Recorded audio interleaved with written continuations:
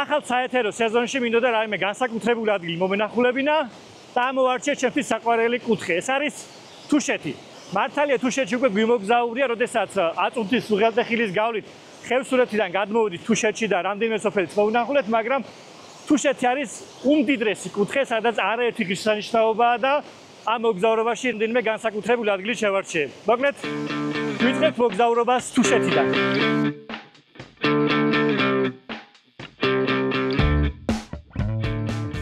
თუშეთში მოგზაურობას ერთადერთი სამანქანო გზით შეძლებთ. თავდაპირველად უნდა ჩახვიდეთ სოფელ ქვემო ალვანში. იქიდან გაივლით სოფლებს, შაველსა და ლეჩურს. გაუყვებით მდინარე სტორის ხეობას და 72 კილომეტრიანი გზის მონაკვეთის გავლის შემდეგ ახვალთ ომალოში, თუშეთის ადმინისტრაციულ ცენტრში. კილომეტრაჟმა არ მოგატყუოთ. გზის საფარი ბევრგან დაზიანებულია და დაბალი სიჩქარით მოგიწევთ სიარული. აუცილებლად მოგინდებათ რამდენიმე ადგილზე გაჩერება, რომ დატკბეთ ულამაზესი ხედებით და დააგემოვნოთ ყინულივით ცივი წყაროს წყალი. მაგალითად, როგორიც ეგრეთ წოდებული ბოთლის წყაროა. შესვენება განსაკუთრებით მაშინაა საჭირო, თუ ამ გზაზე პირველად მოგზაურობთ. შეუჩეველზე საკმაოდ დამღლელი გზაა, მაგრამ ამავდროულად ულამაზესი და პირადად ჩემთვის ყველაზე გამორჩეული. ბევრი ფოტო თუ ვიდეო მინახავს, სადაც ეს გზა დაცერავებულია და ბევრად სახიფათოდ გამოიყურება, მაგრამ ეს ოპტიკური ილუზია უფროა. ნამდვილად რთული გზაა, მაგრამ არა ისე სახიფათო, როგორიც კადრებში ჩანს ხოლმე.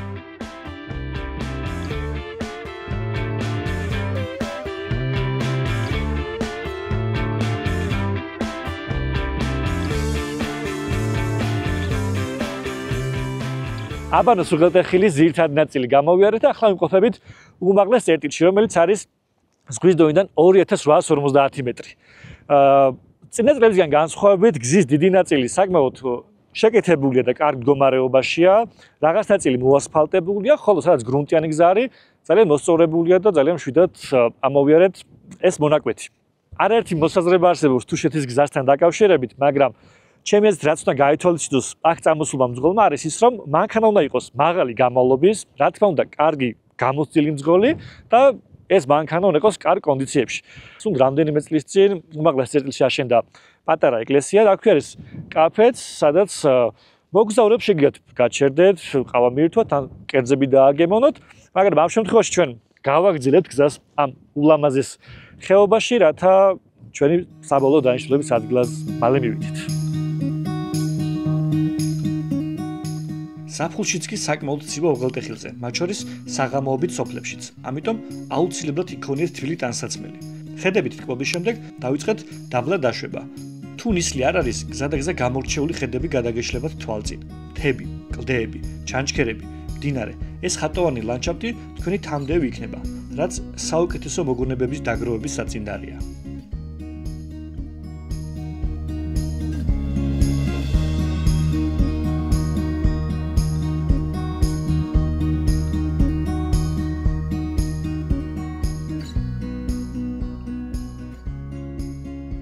უღელტეხილიდან საათნახევარში ავედით ომალოში. გადავედით პირიქითა თუშეთში. გავიარეთ სოფელი დართლო, ჭეშო და ფარსმა. დღევანდელი დღის საბოლოო დანიშნულების ადგილი სოფელი გირევია. სამანქანო გზა სულ რაღაც 5 წლის წინ გაკეთდა. მანამდე სოფელში ან ფეხით, ან ცხენით მივდიოდით. მობილური კავშირი მიუწვდომელია, მაგრამ გესტჰაუზებში Wi-Fi-ია შეყვანილი, რაც დასაკონტაქტებლად შეგიძლიათ გამოიყენოთ.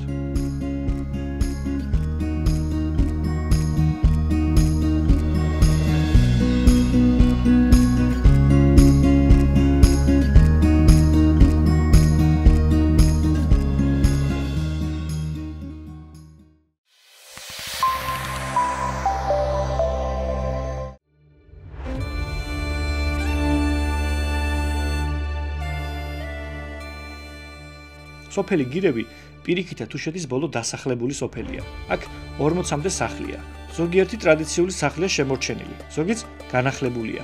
სასიხარულოა, რომ ბოლო წლებში გესტჰაუზების რაოდენობა მოიმატა და უფრო მეტ ადამიანს შეუძლია აქ დარჩენა.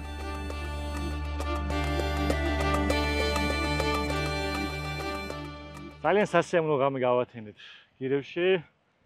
ასე თუ ისე დავიღალე გზაში, მინდა გითხრათ და კარგად გამოძიებისა და დასვენების შემდეგ ვისაუზმეთ და ახლა ენერგიულად ვართ, რომ დავიწყოთ დღევანდელი მოგზაურობა.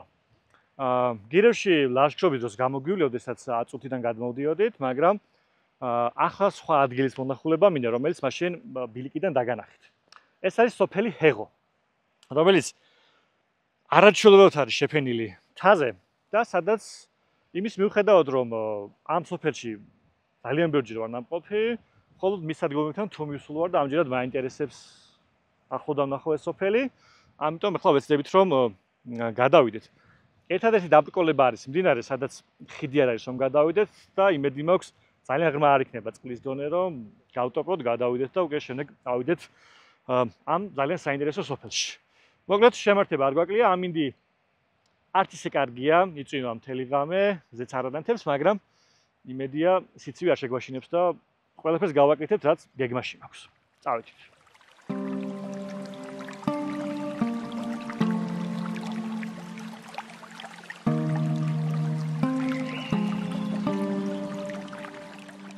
დავიძარი მდინარე ალაზნის მიმართულებით. არც თუ ისე იშვიათად ეშლებათ კახეთის ალაზანში, მაგრამ სულ სხვადასხვა მდინარეა. ეს თუშეთის ალაზანია. ძალიან დიდი იმედი მქონდა, რომ გადავკვეთავდით მდინარეს, მაგრამ თქვენ ხედავთ საკმაოდ ღრმა არის. დაახლოებით 300-400 მეტრი ავიარ და ჩავიარ იქნებ, სადმე ესეთი მონაკვეთი მენახა, რომ გადასვლა შესაძლებელი ყოფილიყო, მაგრამ დიდად არ ღირს, ვინაიდან არც მარტო ვარ, რამდენი ადამიანი მახლავს თან და მაინც არ არის უსაფრთხო რომ გადავიდეთ ასეთი სიჩქარის და სიღრმის დინებაში. ამიტომ ახლა გადავწყვიტე რომ ზევით არსებულ ბილიკს დავადგე და წავიდე ერთ საოცრში, სადაც დღეს დღეობაა და შესაძლებელი რაიმე საინტერესო ვნახოთ, მით უმეტეს აქ ნასახლარებიც არის, ნასოფლარებიც, სხვადასხვა სოფელი, ამიტომ დავუბრუნდებით ბილიკს და ვნახოთ რა იქნება.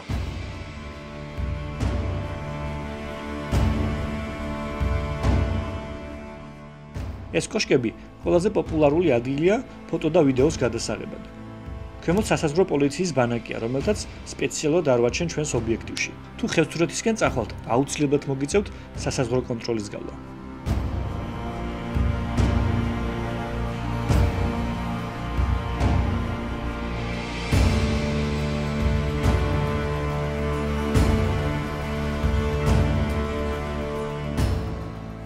ჰეღო ახლოდან ვერ ვნახე, მაგრამ შორიდანაც ძალიან ლამაზია. ის მდინარეების ლაროვანის წყლისა და ქვახიდის წყლის შესართავთან მდებარეობს.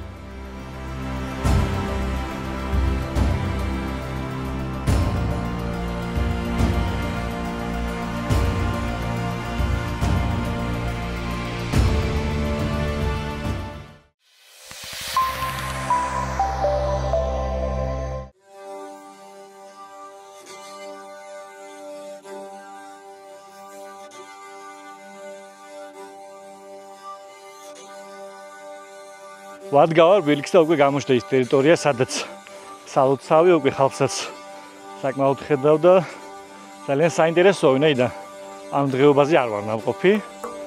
ამიტომ ვფიქრობ საინტერესო რაღაცები გველოდება წინ. ჩემი აზრით დაახლოებით 9 საათში უკვე ადგილზე უნდა ვიყოთ.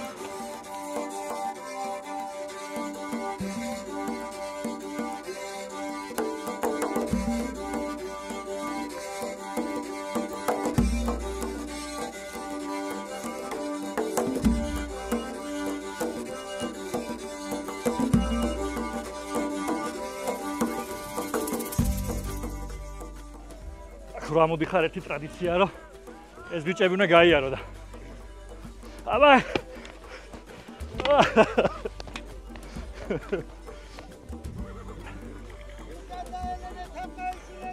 ეს არის ხალხი რომელიც ტრადიციას იცავს და წესრიგს ასთავარია და ხატის ტერიტორიაზე შემოდიხარ ასე გამოგაცილებენ და როცა აქ მოხვალ აუცილებლად ბევრი დალევა მოგიწევთ ასე რომ აქ მოხვალ წადიკავთ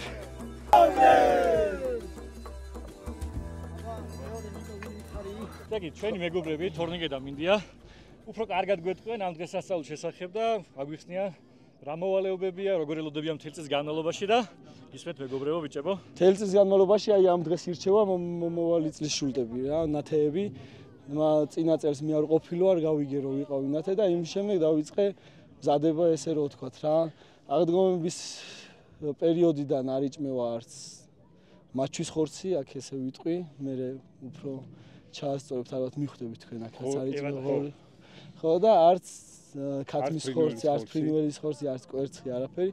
ეს არის ჩვენი მოსამზადებელი პერიოდი და ასევე არ შეიძლება მეუღლესთან არანაირი ურთიერთობა რა. იცავ რაღაც წმინდათ ასევე. მე ხდება დროშის გამოტანა ამ დღეს, მე უკანო შებრძანება, მე გირევის დღეობა. ეს არის ვამწყალობებთ ოჯახებს, ოჯახები მოაქვთ სახელები, გვარები, ოჯახების და ვიძახით წყალობდეს, წყალობა გაატანოს ამის ოჯახს, იმის ოჯახს და ესე დღესასწაულობთ რა. ეს არის ჩვენი წინაპრებიდან მოდის, დღეს არც ერთი წელი არ არის ჩაგდებული თუშეთში, რომ ეს არა, მამა ჩემსაც აქვს გადახდილი, პაპა ჩემსაც აქვს, ვინც დაქორწინდება, ყველა ის მოკლდება, ვინც დაოჯახებულია, ვინც დაოჯახებულია, რა. მასპინძლობა გაწიონ რა. დროშა უნდა გამოვიდეს აი ნასოფლარია ჰეღო. დროშა უნდა გამოვიდეს მზის ამოსვლამდე, ხო, ამოსვლამდე რა. ელს არის ისეთ შემთხვევა, რომ სამნი ვართ რა, ნათეები რა და ამ შემთხვევაში ახლა გვარი გითხარ, გვარის წარმომადგენელი ხარ. ხოსიკურიძე და იუკურიძე. და აზიკური ყავს კიდე თომა. და ახლა დღეობის ბოლოს აირჩევა შემდეგი წლის ნათეების არჩევა იქნება. შემდეგი ან 3 იქნება, ან 4 შეიძლება 5-იც იყოს, არ ვიცი, უბრალოდ. ნუ რა სამი საუვედით ახლა ლუდიც მოიხარშა გირევში. ალუდი. ალუდი იქნება და გასინჯეთ ერთი გააგემოვნეთ. თავის ქების გარეშე კარგი გამოგვივიდა. ხო, აი ძალიან კარგი გამოგვივიდა. გავსინჯო, გეტყვით გულს. ხო, გამოცდილები, გამოცდილი ხალხი ჩაურიეთ რა, გამოცდილი ხალხი ჩაურიეთ. და ესე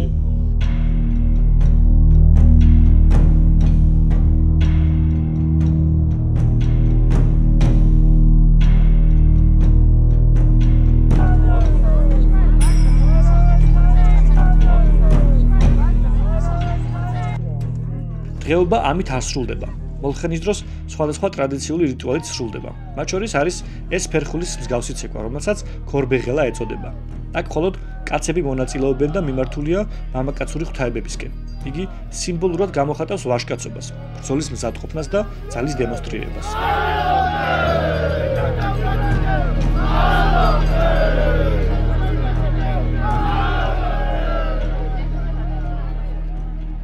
სუფრაზეც გადმოვინაცვლეთ, მაგრამ დღეს ვაპირებ, რომ სოფელ დართლოში ჩავიდე.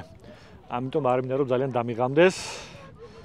შესაბამისად, გადავწყვიტე რომ უკვე დავიძრა რომ ეს ფილიკი გავიარო, მივიდეთ მანქანასთან და წავიდეთ ვინაიდან ბევრი წყალი გვაქვს გადასავლელი და სიგნალში მაინდა-მაინც მიზან შეწონილი არ არის.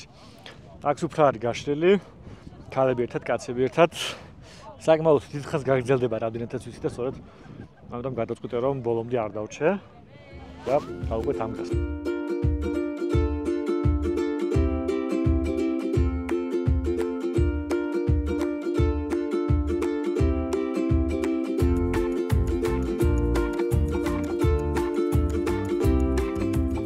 ამ ბილიკზე ალბათ 20 ჯერ მაინც გამივლია, მაგრამ ყოველ ჯერზე განსხვავებულად ლამაზია.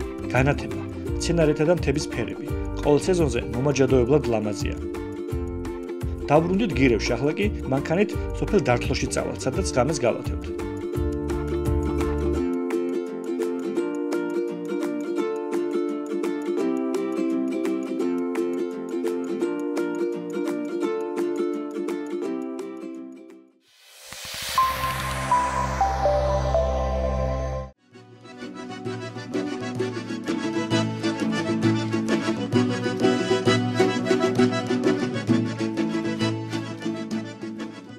მართალია გუშინ სოფელი გირევი დავტოვეთ, მაგრამ დღეს ისევ უკან ბრუნდები, ვინაიდან ერთგვარად დასვენეთი დღეა ყველა თუშური დღეობის, რომელიც საზეიმო დოღით აღინიშნება.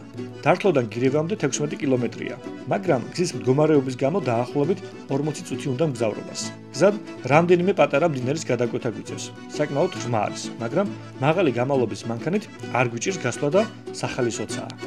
ულამაზეს ხეობას გავდივართ და ამასობაში გირევსაც მივადგით.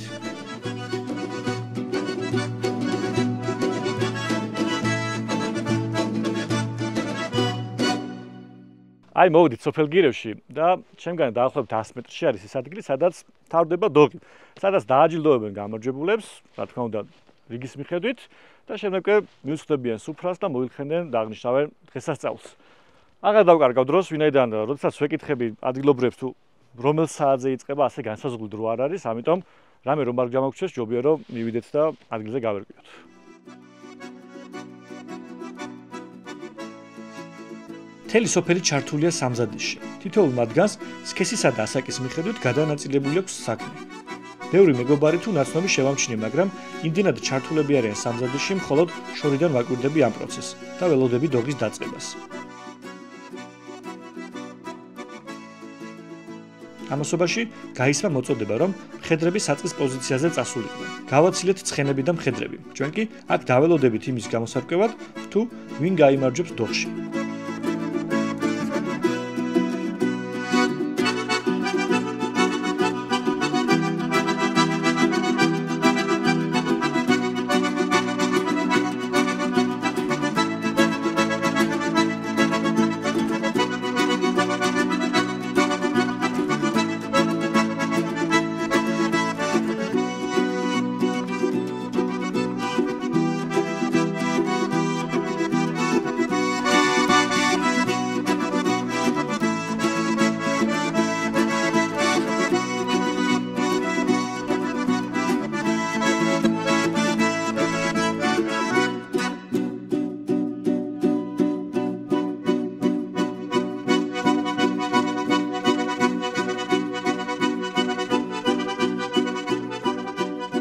აი ხა შემოვიდნენ უკვე.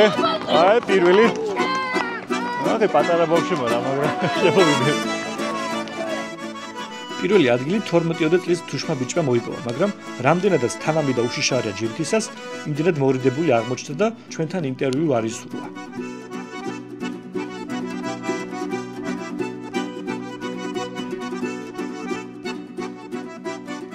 ჭონთიოს დღეობის შემდეგ მადოლის იონე ნათლისმცემლის სალოცავის დღეობა იყო გუშინ ჭონთიოში და შემდეგი დღე არის გირევის დღეობა.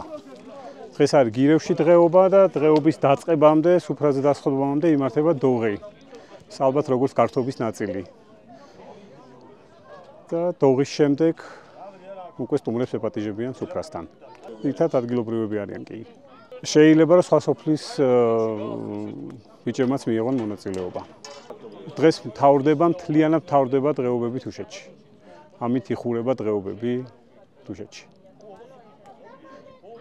იწყება ლაშარობით და მთავრდება მადოლის იონე ნათლისმცემლით და ბოლოს გირევის დღეობით.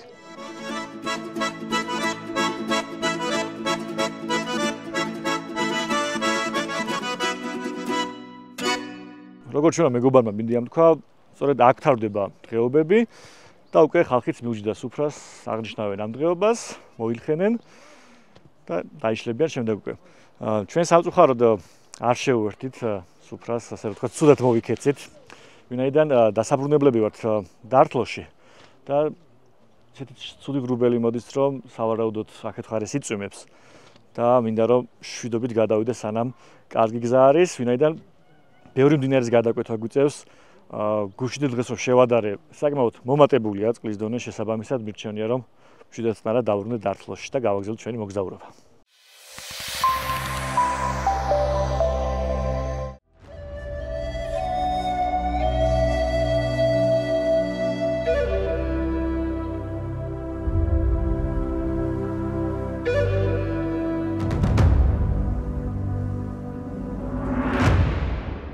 გირევიდან დავბრუნდით სოფელ დართლოში, ცოტა დავისვენე და გამოდი გარეთ ასეირნოთ. წვიმამ გადაიღო და შესანიშნავი არ მინდია სეირნობისთვის.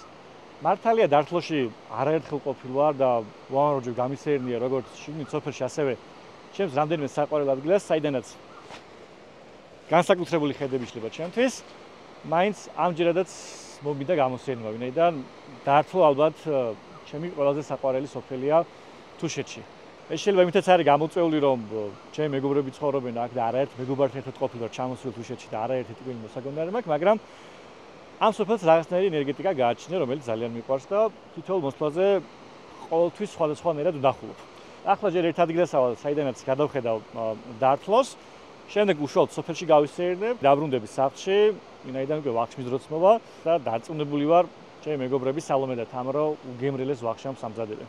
ვინაიდან ყოველთვის უგემრიელესია მათი გაკეთებული საჭმელები, როგორც საუზმეზე, ლანჩზე თუ ვახშამზე.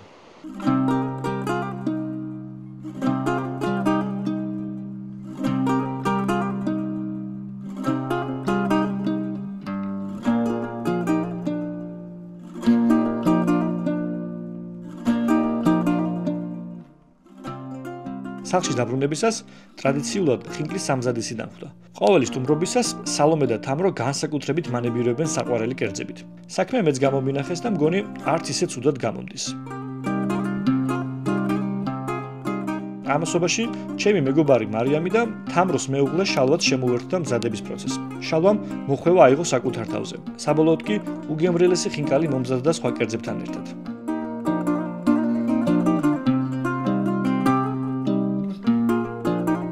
მართალია თამრო ერიდება ხოლმე კამერებს, მაგრამ შესანიშნავი თუში მომღერალია და ვახშამიც გაგვილამაზა თავისი სიმღერით.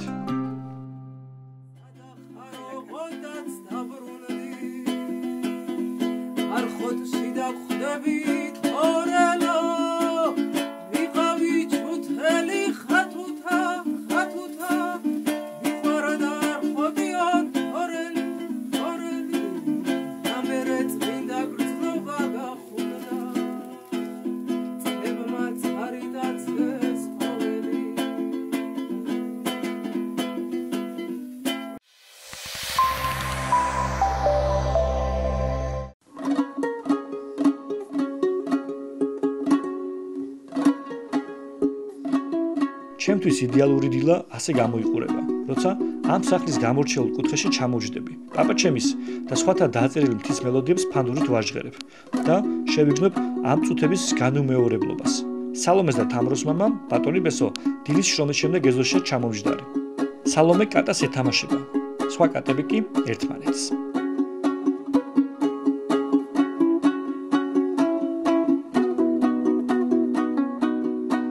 თუშეთი ძალიან მიყვარს, მაგრამ არა მხოლოდ მისი გამორჩეული ბუნებისა და განსაკუთრებული არქიტექტურის გამო, არამედ აქაური ხალხის, ტრადიციების, იმ ურთიერთობების გამო, რასაც აქ შეხვდები. თუ გექნებათ საშუალება, ეცადეთ მხოლოდ 3 დღე არ გამოყოთ თუშეთის დასათვალიერებლად. უფრო მეტი დღე გამოყავით, რომ მეტი დრო გქონდეთ განსატვირთად და აქაური სულის, ენერგიის შესაქმნელად.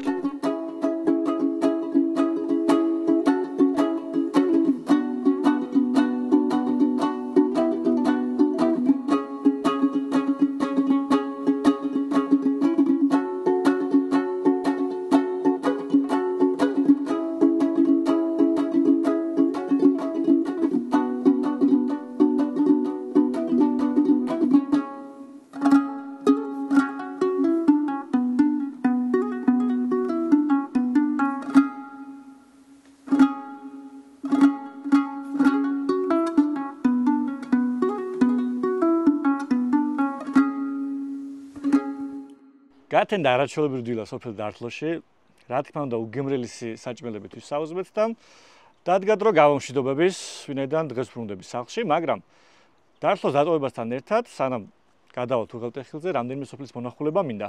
ამინდი ძალიან კარგია, წესით არაფერი შეგვიშლის ხელს და ამიტომ წავედით დასათვალიერებლად.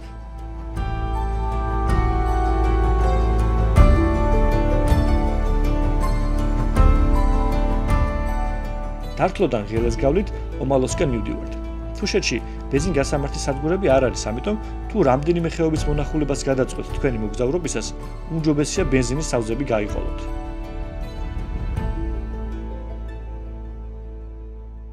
პირიქით თუშეთიდან გადმოვედით, ახლა ვარ ძველ ომალოში, ზემო ომალოში იგივე.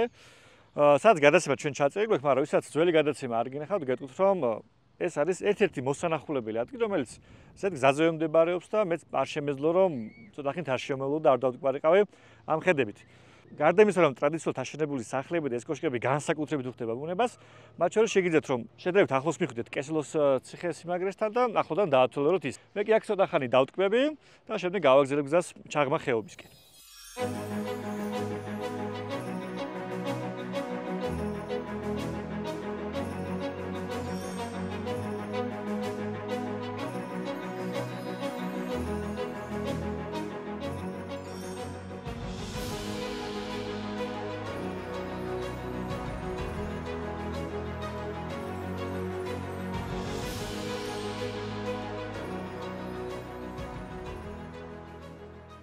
ზემო ომალოს დატოვების შემდეგ გავემართა ჩაღმა ხეობისკენ, რომ პირველ რიგში შენაქო მენახა, მაგრამ სამწუხაროდ გზის კონდიციები არ იყო მაინც და მაინც მისაღები ჩემთვის, ვინაიდან გუშინდელი წვიმის შემდეგ საკმაოდ ატალახებული იყო და გზაც ისეთ მდგომარეობაში, რომ გადავწყვიტე ამჯერადაც სიმთხილე გავამეჩინა და არ გამერისკა იქ წასვლა, ვინაიდან დაახლოებით 6 კილომეტრი იყო დარჩენილი შენაქონდე პირველ სოფლამდე, რომელიც უნდა მენახა და არ ვიცოდი როგორი მდგომარეობა დამხვდებოდა, ვინაიდან გუშინ საკმაოდ ძლიერი წვიმა იყო თუშეთში.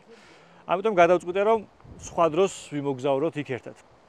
ამიტომ ახლა წამოვედი უკვე აბანოს უღელტეხილისკენ და გზად შემოვიარე ტურისტულ საინფორმაციო ცენტრში. ეს საინფორმაციო ცენტრი დაგვხვდებათ ომალომდე და თუ პირველად მოგზაურობთ მაგალითად ან გექნებათ რაიმე კითხვა თუშეთთან მოგზაურობასთან დაკავშირებით, აქ იქნებიან რეინჯერები, რომლებიც სიხარულით დაგეხმარებიან და ყველანაირ რჩევას მოგცემენ. გარდა ამისა შეგიძლიათ შეისვენოთ, დატკბეთ სიმშვიდით. ახლა ქარიანი ამინდია, მაგრამ ამის მიუხედავად მაინც ძალიან სასიამოვნოა, ამიტომ თქვენზეა დამოკიდებული აქ შემოიცას რას გააკეთებთ. პირადად მე მიყვარს აქ გამოსცენება დაახლოებით 50 მეტრში თქვენ თვალწინ გადაიშლება ეს არაჩვეულებრივი ხედები.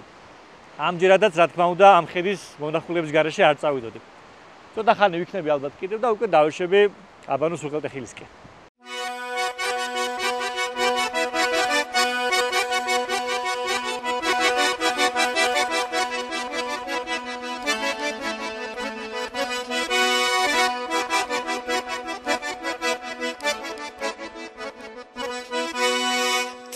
სიმღერით მოვდივართ დაღლილ დაქანცულ მწყემსები უკან დავუტოვეთ თუშეთი კავკასიონის ქედები უკან დავუტოვეთ თუშეთი კავკასიონის ქედები